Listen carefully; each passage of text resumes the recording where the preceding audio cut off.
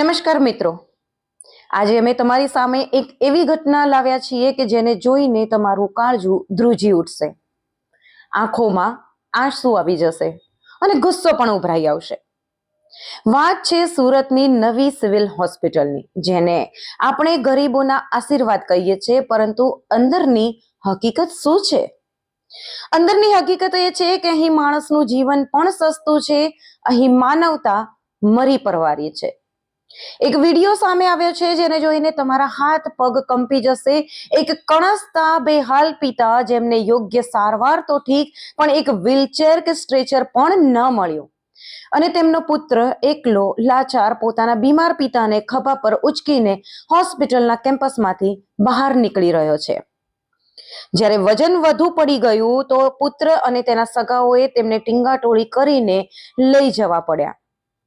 એ દ્રશ્ય, ઓહ મિત્રો, એ દ્રશ્ય જોઈને કોઈ પણ માણસનું દિલ ફાટી જાય। એક પુત્ર પોતાના પિતાને ખભે ઉચકીને ચાલતો જાય છે અને આસપાસ હોસ્પિટલના કર્મચારીઓ, સ્ટાફ, અધિકારીઓ બધા જોતા રહે છે। કોઈ આગળ આવતું નથી, એક વ્હીલચેર પણ આપવાની તસ્દી લેતા નથી। આ તંત્રની નફટાઈ છે કે માનવતાનું મોત? સુપ્રિન્ટેન્ડન્ટથી લઈને નીચે સુધીના અધિકારીઓ બધા ફક્ત સસ્તી લોકપ્રિયતા અને પ્રસિદ્ધિના ભૂખ્યા છે। દર્દીઓની પીડા તેમને દેખાતી નથી। આ વ્યવસ્થા, આ લાલિયાવાડી, આ બેદરકારી ક્યાં સુધી ચાલશે? મિત્રો, આ વિડીયો જોઈને અમને રડવું આવી ગયું અને ગુસ્સો પણ એટલો આવ્યો કે અમે ચૂપ ના રહી શક્યા, અને એટલે જ અમે આને ઉજાગર કરી તંત્રને ઢંઢોળવાનો પ્રયાસ કર્યો છે। આવી ઘટનાઓ આપણને પૂછે છે, આપણી સિસ્ટમ ક્યાં જઈ રહી છે? ગરીબ માણસનો જીવ આટલો સસ્તો કેમ થઈ ગયો છે? તારીખ 24/12/2025 ના રોજનો આ વિડીયો સુરત શહેરની સિવિલ હોસ્પિટલ, જે સુરત સહિત સમગ્ર દક્ષિણ ગુજરાતની ગરીબ શ્રમિક લોકો માટેની જીવાદોરી ગણાય છે, એ સિવિલ હોસ્પિટલનો આ વિડીયો છે, જે એક પત્રકાર મિત્રએ એના મોબાઈલમાં શૂટ કર્યો છે। આ વિડીયો પરથી જે પરિદ્રશ્યો બહાર આવે છે, સ્પષ્ટ જણાવે છે કે ભારતીય જનતા પાર્ટીના શાસનની અંદર સિવિલ હોસ્પિટલનો વહીવટ કેટલા હદે કચડી ગયો છે। માનવતા વિહીન અને કરુણા વિહીન આ દ્રશ્ય જોઈને ભલભલાનું હૃદય દ્રવી ઉઠે। એ સુરત શહેર કે જેને ભારતીય જનતા પાર્ટીને મજબૂત કરવામાં કોઈ કસર બાકી નથી રાખી, ખોબલા મતો આપ્યા છે। આજે પણ સુરત શહેરની 12 વિધાનસભા સીટ, 3 લોકસભા સીટ એ ભારતીય જનતા પાર્ટીના ચૂંટાયેલા જનપ્રતિનિધિઓ પ્રતિનિધિત્વ કરતા હોય, એમને શરમ આવી જોઈએ। આ એ સુરત શહેર છે કે જેમાં હાલમાં કેન્દ્રીય કેબિનેટ મિનિસ્ટર છે। આ એ સુરત શહેર છે કે જ્યાં ગુજરાત રાજ્યના ઉપમુખ્યમંત્રી છે। આ એ સુરત શહેર છે કે હાલમાં આરોગ્ય મંત્રી પણ સુરત શહેરના છે, પરંતુ સિવિલ હોસ્પિટલનો જે વહીવટ છે, જે સુપ્રિન્ટેન્ડન્ટ હોય કે ડીન હોય કે ડોક્ટર હોય કે અન્ય નર્સિંગ સ્ટાફ હોય, એ માત્ર ભારતીય જનતા પાર્ટીના નેતાઓની ખુશામતખોરીમાં વ્યસ્ત હોય છે। ભારતીય જનતા પાર્ટીના નેતાઓના જન્મદિવસો જોવામાં વ્યસ્ત હોય છે, પરંતુ ગરીબ શ્રમિક દર્દીઓ માટે એમની જે બેપરવાહી છે, લાપરવાહી છે, આ દ્રશ્ય જોઈને ખૂબ દુઃખ થાય છે।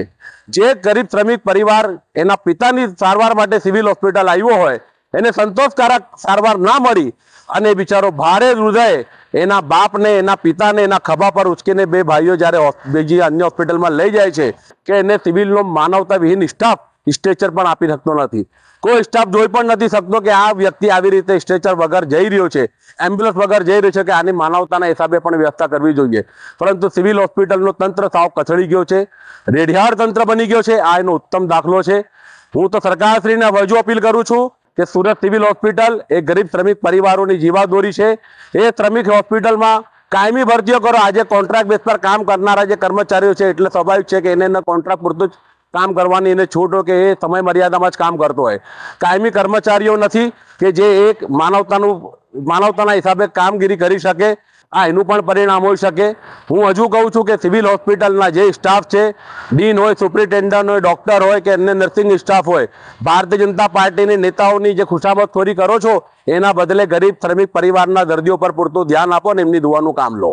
मेरा नाम है मोहन, मेरा बाप का नाम है किशन प्रधान। इनका नाम क्या है? इनका नाम किशन प्रधान है। क्या हुआ था? अभी भाई इतना वजन भर रहा है, कैसा तुमको बताएंगे फिर। कोई पूछता नहीं है, वैसा सिविल को उठा के लाता है, बहुत बड़े वाला है। આ વિડીયો જોઈને તમારો અભિપ્રાય કોમેન્ટમાં લખી મોકલજો.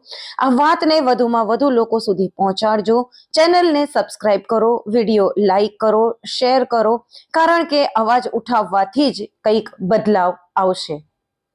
તમને કેવું લાગ્યું આ બધું કોમેન્ટમાં જરૂરથી લખજો. અમને તમારા વિચારોની રાહ છે. ધન્યવાદ. જય હિન્દ, જય ભારત. રવિ કોઈચા, સુરત.